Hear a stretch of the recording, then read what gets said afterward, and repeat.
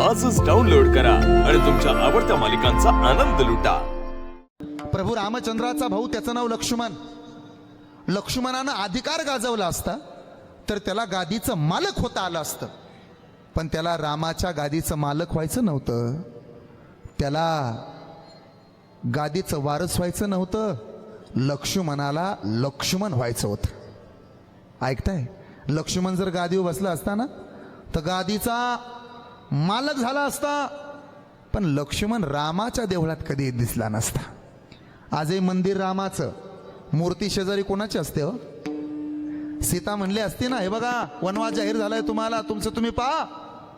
पण वनवास रामाला होता, पण कर्तव्य सांभाळणारी सीता होती। ती म्हणाली, मालक तुम्ही काळजी करू नका, साखरेपासून काही गोडी बाजूला होते, फुलापासून काही सुगंध बाजूला होतो, दिहापासून काही सावली बाजूला जाते, ही सीता तुमच्यापासून वेगळी होणार नाही।